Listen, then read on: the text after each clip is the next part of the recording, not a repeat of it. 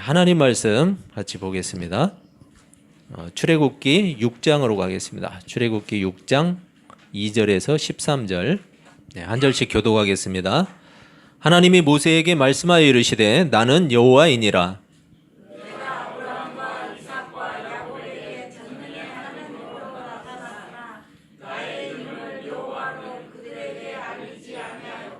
가나안 땅 곧 그들이 거류하는 땅을 그들에게 주기로 그들과 언약하였더니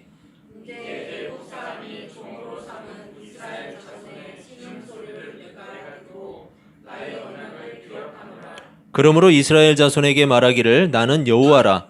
내가 애굽 사람의 무거운 짐 밑에서 너희를 빼내며 그들의 노역에서 너희를 건지며 편팔과 여러 큰 심판들로서 너희를 속량하여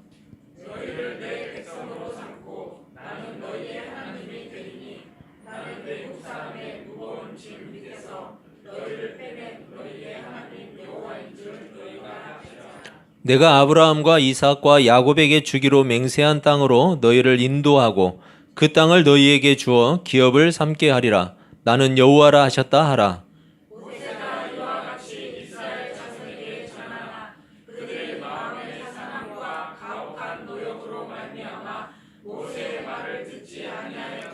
여호와께서 모세에게 말씀하여 이르시되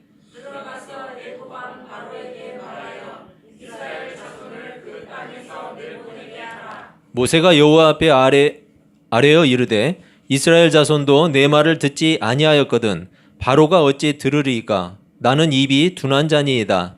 여호와께서 모세와 아론에게 말씀하사 그들로 이스라엘 자손과 애굽 왕 바로에게 명령을 전하고 이스라엘 자손을 애굽 땅으로 인도하여 내게 하시니라. 아멘. 네, 애굽 땅에서 제가 잘못 읽었습니다. 여러분 이제 다시 출애굽기로 돌아왔습니다. 먼저 인사 한번 하시죠. 옆 사람 뒷사람 보시면서 예, 반갑습니다. 예.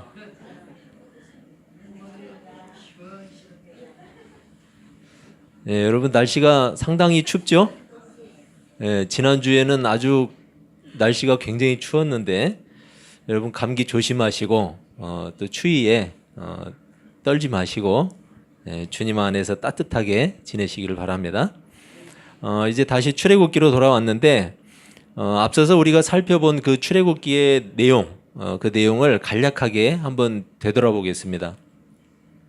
요셉이 애굽의 총리가 되었을 때 족장 야곱이 자기 모든 식구들을 이끌고 그 애굽 땅으로 들어갔죠. 요셉이 있는 애굽 땅. 그렇게 이집트 고센 땅에 정착한 이 이스라엘 백성들, 이 이스라엘 백성들이 날이 갈수록 번성해 갔어요. 그 땅에서. 한마디로 형통한 시간들을 보내고 있었어요. 하지만 요셉을 알지 못하는 새로운 왕이 집권을 하게 됐죠. 요셉을 알지 못하는 왕. 번성하던 이스라엘, 오히려 그 번성이 그들에게 화가 되고 말았어요. 그 번성하는 이스라엘을 보면서 이 새로운 왕, 요셉을 알지 못하는 새로운 왕이 이스라엘을 억압하고 착취하기 시작했어요. 그 노동력을 착취해서 자기들의 목적을 위해서 사용하고 그리고 그 민족이 더 이상 크지 못하도록 아이들이 태어나면 사내 아이가 태어나면 죽이라고 명령을 했죠. 여러분 이스라엘 백성들은 그 고통 속에서 괴로워했어요. 괴로워했고 하나님은 이스라엘을 위해서 무언가를 열심히 준비하고 계셨어요. 그런 암울한 현실 속에서 태어난 사람이 누구냐? 바로 모세라는 사람이에요. 모세라는 사람이 태어났고 이 모세는 나일강에 던져져서 죽을 수밖에 없는 그런 운명이었어요. 실제로 모세는 나일강에 던져졌죠. 버려졌어요. 그런데 애굽의 공주를 통해서 하나님의 섭리 가운데 이 모세는 건짐을 받았어요. 죽음의 자리에서 다시 생명을 얻었던 거죠. 모세는 애굽의 궁궐에서 그 애굽의 왕자로 자랐어요. 그렇지만 자신이 히브리 사람이라는 사실을 언제나 잊지 않았던 사람이에요. 언젠가는 요셉의 때와 같은 이스라엘의 번영을 꿈꾸면서 이스라엘의 해방과 회복을 간절히 고대하고 있었어요. 여러분 아마도 모세는 그때를 위해서 조용히 힘을 기르고 있었을 거예요. 이스라엘을 해방시키기 위한 일에 아주 유리한 위치, 그 위치를 모세가 가지고 있었어요. 이스라엘 백성들 역시 모세를 제2의 요셉이다 이렇게 생각을 했을 거예요. 계속되는 이 억압과 착취 속에서 이스라엘 백성들은 여러분 생각해 보세요. 그 어려운 환경에서 지푸라기라도 잡고 싶은 심정이었겠죠. 그렇기 때문에 이 모세를 주목하고 그리고 기억했던 거예요. 여러분 그런 면에서 모세와 이스라엘, 이 모세와 이스라엘은 데자뷰라고 하죠. 똑같은 그 흐름, 데자뷰를 가지고 있어요. 모세가 나일강에 버려졌던 일, 그리고 다시 건짐을 받은 일, 이것을 통해서 우리는 출애굽기가 제시하는 이스라엘의 운명을 볼 수가 있어요. 이스라엘의 운명. 여러분 원치 않았던 고통 속에 빠져서 신음하던 이스라엘 백성들, 그리고 그 고통을 외면하지 않고 구원을 준비하신 하나님을 통해서 다시 언약의 때를 만난 이스라엘 백성들. 여러분 이게 데자뷰를 이루고 있어요. 그리고 그런 상황 가운데에서 성경은 또 다른 측면을 보여주고 있어요. 모세가 자신의 힘으로 무언가를 시도하고 있었어요. 자신의 힘으로. 하지만 우리가 알고 있듯이 모세의 시도는 실패했어요. 당시 이집트 왕자로서 이룰 수 있는 일, 여러분 많았겠죠. 왕자였으니까 얼마나 많았겠어요. 하지만 모세는 자신의 동족을 구원하는 일에는 아무런 힘도 보탤 수가 없었어요. 오히려 모세는 자신의 동족을 지키려다가 어떻게 됐냐? 살인자가 되었어요. 살인자가 되어서 그 이집트 땅에서 도망쳐서 미디안 땅으로 쫓겨나는 도망자 신세가 되었어요. 여러분 동족들에게도 인정을 받지 못했죠. 동족들에게도. 결국 자신의 자리를 빼앗기고 평범한 양치기가 되었죠. 미디안에서. 그렇게 양치기가 되어서 40년의 시간을 보냈어요. 40년. 더 이상 자신의 동족을 구하겠다는 생각 모세는 하지 않았어요. 그리고 그럴 만한 위치나 힘도 모세에게는 더 이상 없었죠. 하나님은 바로 그런 상태에 있는 모세를 부르셨어요. 그때 부르셨어요. 80세의 늙은 양치기. 이 늙은 양치기를 하나님이 택하셨고 부르셨다는 거예요. 여러분 우여곡절 끝에 모세는 이스라엘의 구원을 위해서 다시 이집트로 들어갔어요. 우리가 앞서 살펴본 이 출애굽기의 내용을 통해서 알 수 있는 분명한 사실들을 우리가 파악해 볼 수 있는데, 먼저 하나님의 백성들은 고통과 고난의 현실 속에서도 하나님을 소망하면서 기대할 수 있는 사람들이라는 거예요. 고통 속에서도. 왜냐하면 하나님은 자기 백성에게 주신 언약을 반드시 이루시는 분이기 때문에. 그런 사실을 보장하는 이름이 뭐냐? 바로 여호와예요. 여호와. 그것을 보장하는 게. 하나님의 언약을 반드시 이루시겠다. 그걸 보장하는 이름 여호와. 언약을 반드시 이루시는 신실한 구속주. 이것을 표현하는 이름이 바로 여호와라는 거예요. 여러분 오늘 본문 6장 2절에서도 하나님은 모세에게 자신의 이름을 어떻게 소개해요? 나는 여호와라. 여호와라고 소개하고 있어요. 물론 하나님은 아브라함과 이삭과 야곱에게도 언약을 주셨어요. 그리고 자신을 계시해 주셨어요. 하지만 사람은 그 시야가 좁을 수밖에 없어요.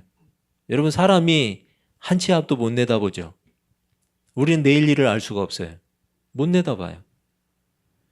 그래서 궁금해서 그런지 자꾸 엉뚱한 데 가가지고 내일 일을 물어보는데 그러시면 안 되고. 네. 여러분 사람은 그렇게 시야가 좁아요. 시야가 좁아. 당장 자기 앞에 뭐가 어떻게 될지를 몰라요.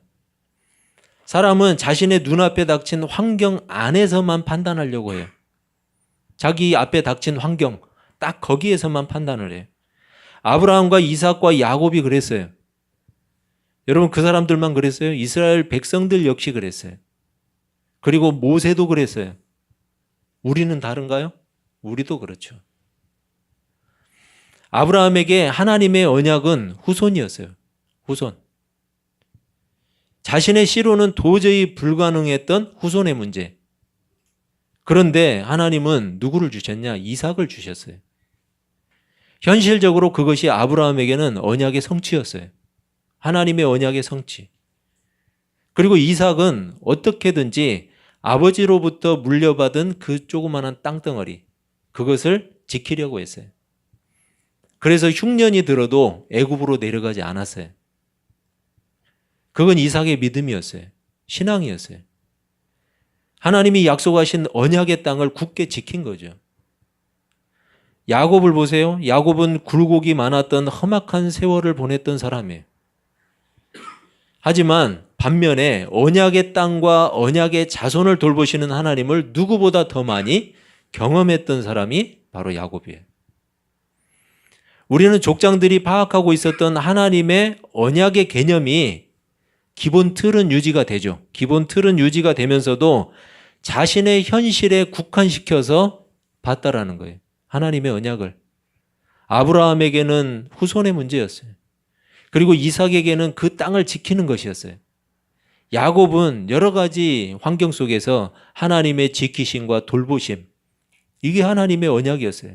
자기를 죽게 하지 않고 지키신 하나님.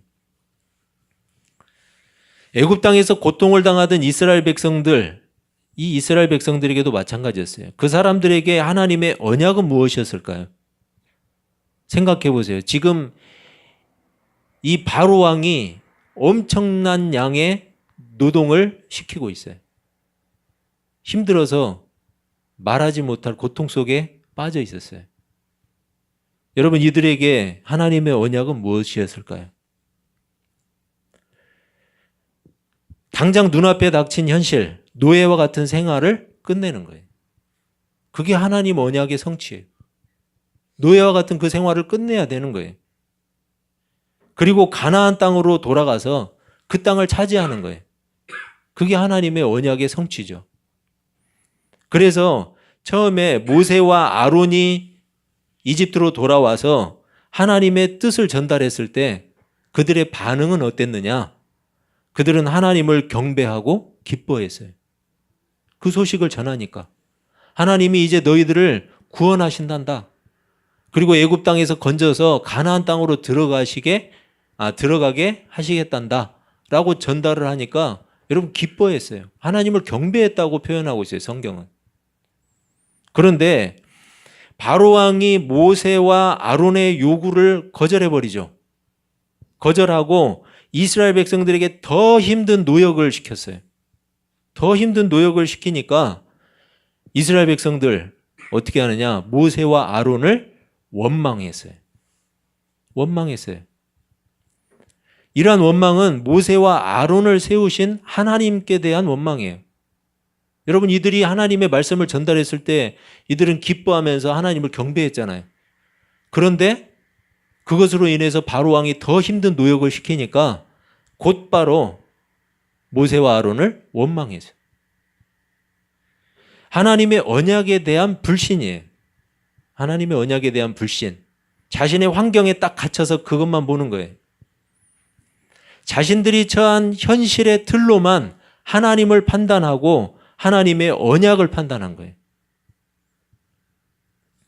하나님은 모세와 아론에게 자신을 계시하셨어요. 나는 여호와이니라. 여러분, 이게 무슨 말이라고요? 나는 여호와이니라. 무슨 말이에요? 너희가 볼 때는 불가능해 보이고 전혀 안 될 것 같지만 나는 반드시 언약을 이루시는 너희들의 하나님이다. 나는 여호와이니라. 이렇게 말씀하고 계세요. 여러분, 이스라엘 백성들이 바라볼 수 있는 시야는 너무 좁았어요. 모세와 아론도 마찬가지였어요. 그들이 기대하는 하나님의 언약은 기껏해야 이스라엘 민족의 해방이었어요. 우리는 기껏해야라고 하지만 그 사람들한테는 이스라엘 해방이 최고죠. 자기 민족의 번영이었어요. 해방과 번영, 기껏해야 그거였어요. 물론 그들에게 아주 중요한 일이었다고요. 하지만 하나님의 언약의 목표는 단지 히브리 민족의 회복과 번영이 아니었어요. 하나님의 언약의 목표, 여러분 어디일 것 같아요? 하나님의 언약의 목표가. 히브리 민족의 회복과 번영은 장차 아브라함과 다윗의 혈통을 타고 오실 그리스도를 위해서 필요한 것이었어요. 그래서 필요했던 거예요. 이스라엘이 회복되고 해방되고 이스라엘이 번영해야 되는 이유는 어디에 있느냐? 아브라함과 다윗의 후손으로 오실 그리스도를 위해서예요. 그리고 더 나아가서 그리스도를 통한 인류의 구원을 위한 것이었어요. 그래서 이스라엘이 회복돼야 되고 이스라엘이 형통해야 됐던 거예요. 하나님은 그것을 언약하셨고 그것을 반드시 이루시겠다고 자신의 이름을 계시해 주셨는데 그게 바로 여호와예요. 이스라엘은 그 하나님의 언약을 위한 귀한 도구가 되었던 것이고 귀한 통로가 되었던 거예요. 당시 이스라엘 백성들은 그런 사실을 알 수가 없었죠. 그래서 자신들의 현실이 더 중요했을 거예요. 모세와 아론 역시 그랬어요. 하나님은 이스라엘 백성들을 반드시 구원하시겠다고 다시 한번 언약을 강조하시는데 그게 바로 오늘 본문 7절, 8절이에요. 제가 읽어드릴게요. 너희를 내 백성으로 삼고 나는 너희의 하나님이 되리니 나는 애굽 사람의 무거운 짐 밑에서 너희를 빼낸 너희의 하나님 여호와인 줄 너희가 알지라. 내가 아브라함과 이삭과 야곱에게 주기로 맹세한 땅으로 너희를 인도하고 그 땅을 너희에게 주어 기업을 삼게 하리라. 나는 여호와라 하셨다 하라. 모세가 이러한 하나님의 말씀을 전해요. 하지만 이스라엘 백성들은 모세의 말을 듣지 않았어요. 이것은 하나님의 말씀을 받아들이지 않았다는 말이에요. 본문 9절 이스라엘 백성들이 하나님의 말씀을 거부한 이유를 이렇게 설명하고 있어요. 마음이 상하고 가혹한 노역으로 말미암아 모세의 말을 듣지 아니하였더라. 마음이 상하고 가혹한 노역으로 말미암아. 여러분 쉽게 말해서 이스라엘 백성들이 혹독한 노역으로 인해서 현실을 비관하고 있었다는 거예요. 마음이 상해 있었다는 거예요. 하나님의 말씀을 거부할 정도로 불신에 가득 쌓여 있었다라는 거예요. 모세라는 사람 역시 노골적으로 하나님께 불만을 드러내죠. 하나님이 모세에게 뭐라고 말씀하세요? 이스라엘 백성들에게 말한 것과 같이 이스라엘 백성들을 애굽 땅으로 내보낼 것을 바로에게 찾아가서 요청해라. 이렇게 다시 한번 얘기를 해요. 하나님이. 그런데 모세, 아니 하나님, 이스라엘 자손들도 제 말을 안 들어먹는데 바로가 듣겠습니까? 하나님도 참 답답하시네. 여러분 오늘 본문이 그 내용이잖아요. 이스라엘 백성들도 말을 안 들어먹는데 그 말을 바로에게 가서 하라고요? 제가 무슨 수로 바로를 설득합니까? 이렇게 이야기하고 있는 거예요. 저 그렇게 말 잘하는 사람 아닙니다. 여러분 제가 쉽게 풀어드린 거예요. 모세가 한 말은 뭐냐? 모세는 현실적으로 맞는 말을 했어요. 모세는.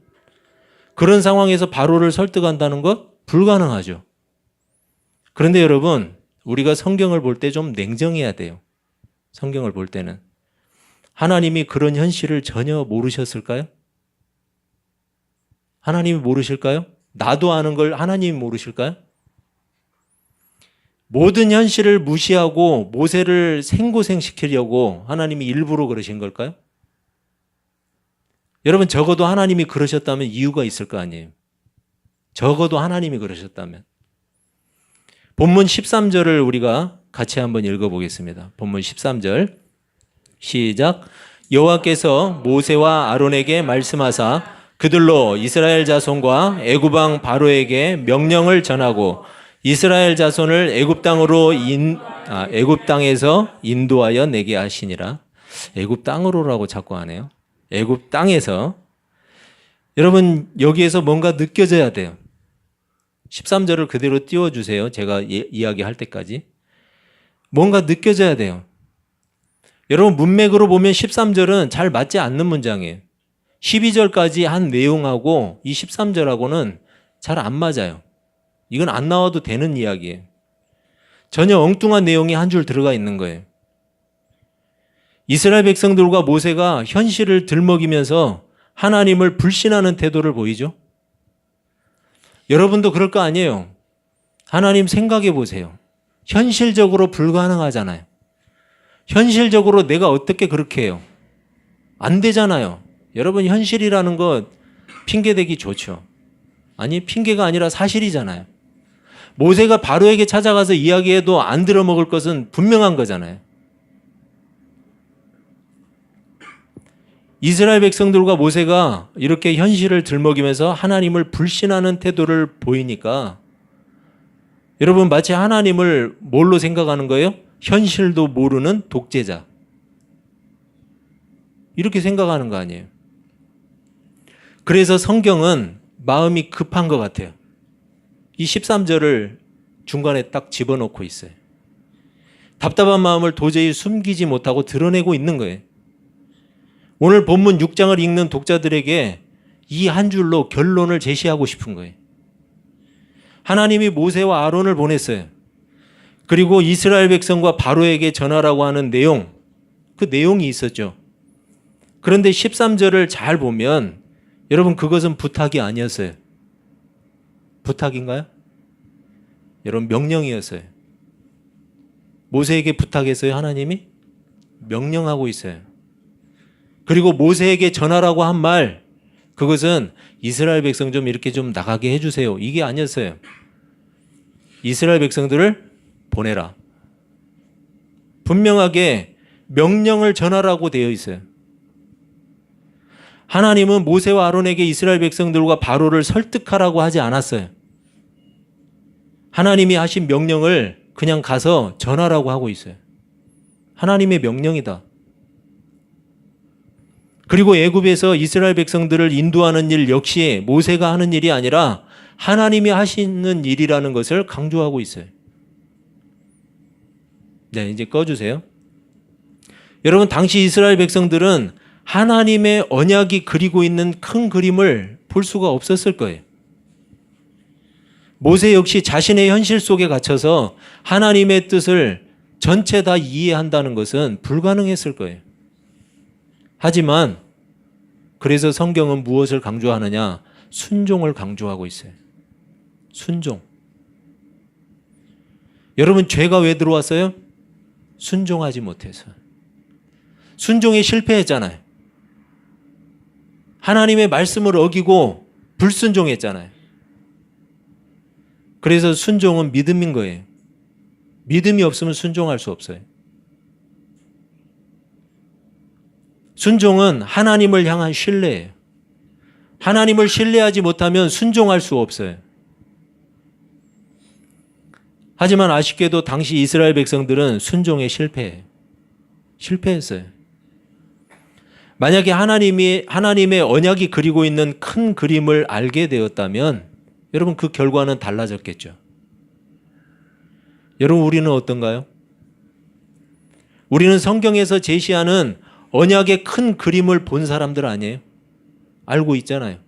왜 이스라엘 백성들을 하나님이 구원하셨는지, 그 이스라엘 백성들을 통해서 무엇을 하시려고 하셨는지, 그리고 그 이스라엘 후손을 통해서, 다윗의 후손을 통해서 누가 오셨는지, 그리고 그렇게 오신 그리스도가 무엇을 하셨는지 우린 다 보고 있잖아요. 다 알고 있잖아요. 그래서 현재를 살고 있는 우리는 이스라엘 백성과 같으면 안 돼요. 이스라엘 백성과 우리를 비교하면 안 돼요. 왜? 우리는 그 언약의 큰 그림을 보고 있는 사람들이에요. 성경을 통해서 하나님의 언약을 깨달았기 때문에 우리는 이스라엘 백성과 같으면 안 되는 거예요. 신자들에게도 현실은 중요해요.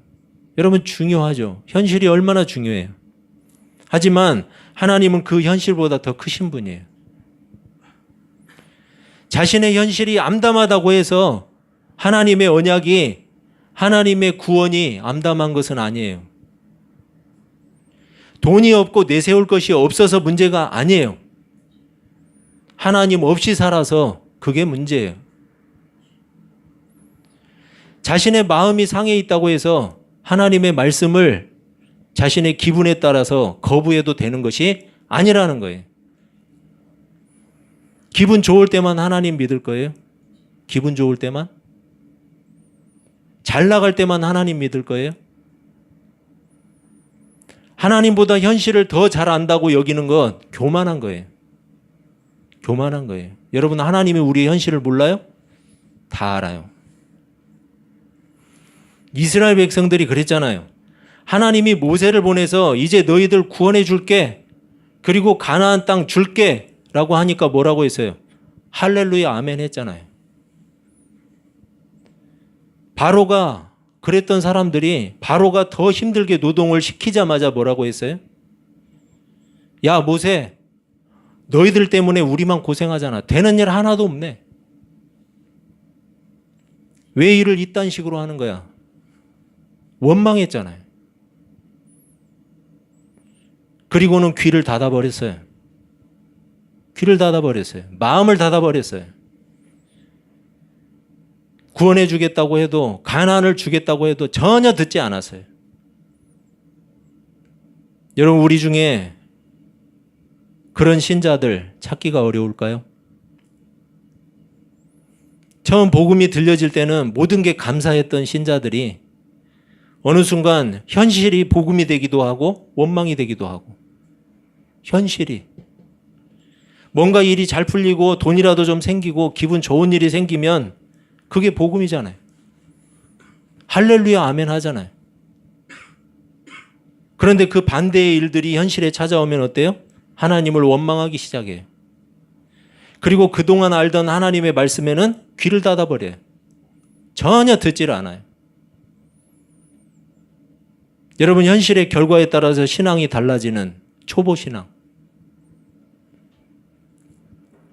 여러분, 하나님의 언약의 큰 그림 우리가 볼 수 있기를 바랍니다. 언약의 큰 그림을 볼 수 있는 사람, 그게 믿음 있는 사람이에요.